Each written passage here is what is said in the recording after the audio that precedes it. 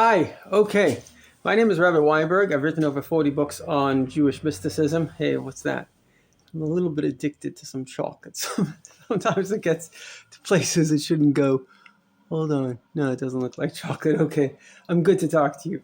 So, on my website, KabbalahWisdom.org, I have basically the two main things that I get hits from is my Kabbalah love quotes and Kabbalah on money. So to me, that tells me people are looking for love and they're looking for money. And I want to give you the secret of both. And basically, it's really, really simple. And that is that people, I shouldn't say people as like generic, I should say we come into this world as receivers. So whether we like it or not, there was a great Rabbi Abraham Twersky, who was also a psychiatrist from the early founders of the 12-step movement. And he basically wrote 80 books. And basically every single book was about the same thing, which was about self-esteem. And one of the things he writes is that a little animal, which, by the way, I don't know if you know this, but a friend of mine, Dr. Sokol, who happens to be a psychiatrist, endocrinologist, internist, so I don't know how many people have 3 medical degrees, so he's, thank God, a very bright man, and he does a lot of time in research. He told me that animals also can get depressed. Now, what makes somebody depressed? Listen very carefully to what I'm saying, because I've also been a little bit involved in trying to help people from suicide. Depression, this is my definition of it, but I think it's true, is when we feel helpless and hopeless. And that's not only to a human being. Every single person in the world has to believe that they can get their needs. What happens if you take a little animal and God forbid you don't feed it? I have 2 little birds and they're very rambunctious.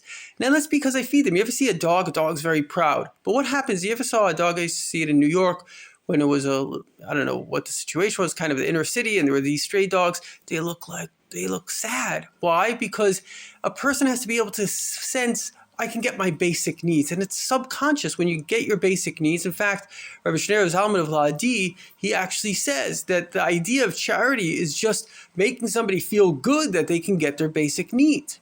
So that's number one. So first and foremost, and this is the simplest and truest thing about love, is we have to love ourselves. But when does that occur? And so many of us are messed up. You know why? Because when we were a little child, we didn't feel we could get our basic needs. And we have basically, as Maslow, who everybody knows, Abraham Maslow was a great I'm not sure if he was a psychiatrist or psychologist, but he said Freud studied sick people. So he says that's not the way to figure out how to be healthy. You have to study healthy people. So he went to successful people. And he said we all have this hierarchy of needs. And there are a couple of things that we all have this basic need for. And the first and foremost, we have a basic need for survival, right? So a person has to be able to be fed. A little child that, God forbid, is not being fed, you can't imagine that they develop a healthy sense of love for themselves. The self doesn't develop confidence in the self. We don't love ourselves because we love that which makes us feel confident. And then next, and listen to this, is really, really important. A lot of people don't know this. For some reason, they leave it out of Abraham Maslow's hierarchy, but we have to have a positive self-image. Quite simply, we have to love ourselves. And that comes not so much from our physical needs, but that comes from the love of those whom we love. So as a little child, if you didn't tell your mother thank you, now's the time to say thank you. You know why? Because without your mother loving you or your father loving you, ideally having the love of both, I was divorced, thank God I'm remarried, but I can see very clearly my daughters need my love. And a friend of mine who also was divorced, and he was going out with a woman, and she said, I have 2 sets of children, some from my current husband. Actually, that doesn't make sense. He was going out with a woman. She had 2 sets of children. One of them was they had, a relationship with the father. One of them didn't have a relationship with the father. But basically, she said, I can see the great difference of my girls that have a relationship. A girl that has a relationship with her father, they feel like, somebody told me, a very wise person, he says, a father makes a girl feel pretty. right? So a father's love for the daughter, if they're healthy, is just this unconditional joy in my beautiful daughter. And that makes the person feel beautiful. And then later in life, when they go out, they know that a man looks at me unconditionally in a good way. Now, it's not necessarily 100% true, but that's the way God set it up. And even it's the reverse. A man has to have a love for his mother. And then when he goes out, he feels like this woman has that kind of characteristic. And then God set up these basic attractions. And also, of course, it's important for marriage and the future.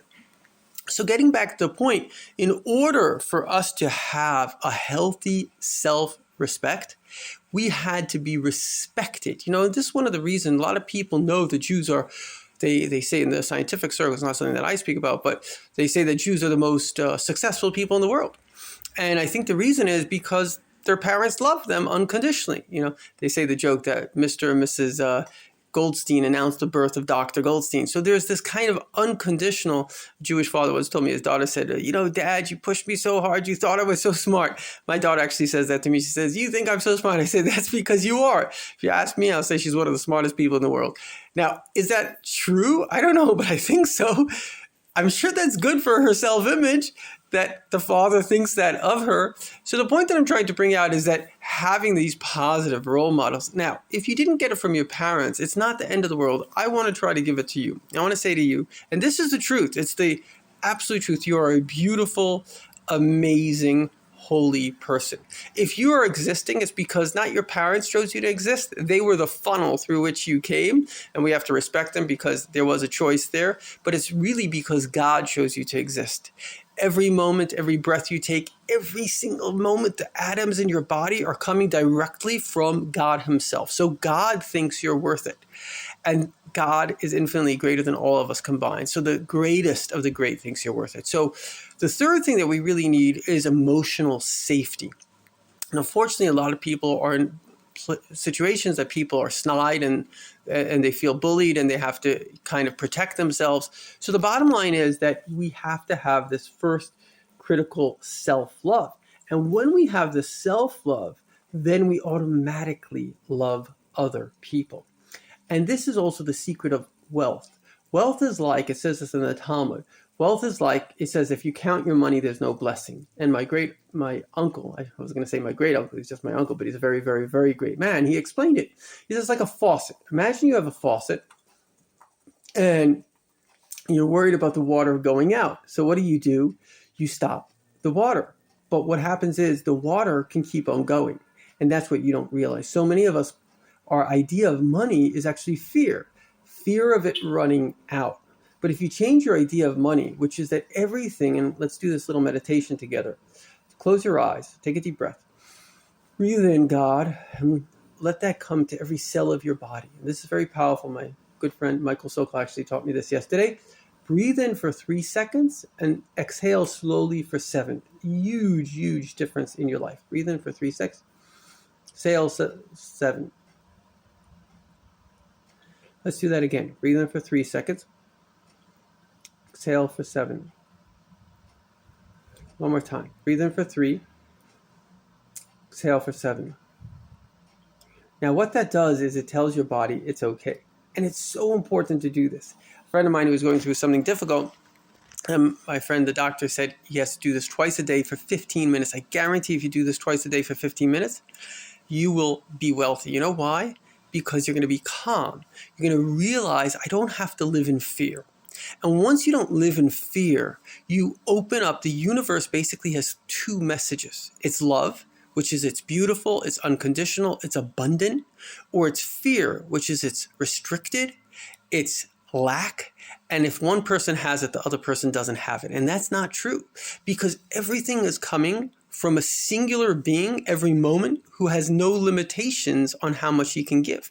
God can make each and every one of us, and he will in the times of Mashiach, which is basically starting, wealthy and happy. Abundance. You look at nature, infinite abundance. Every minute, every second, there are more fruits. The ground is producing endlessly, right? So there's no lack. Everything has its food. There's no lack in this world. Everything's using oxygen, sunlight. There's no lack. There's absolutely no lack. And if you just do this meditation 15 minutes a day, twice a day, I guarantee you'll be wealthy. Why? Because you'll get out of fear. And as you open yourself up into truth and love and joy, then truth and love and joy will become your best friend. So if this is important to you, I know it's hard to change. So start with 1 minute a day, right? Just 1 minute a day in the morning and night, when you wake up, when you go to sleep. And then work your way up to 15 minutes and let us know how well that worked. Thank you so much.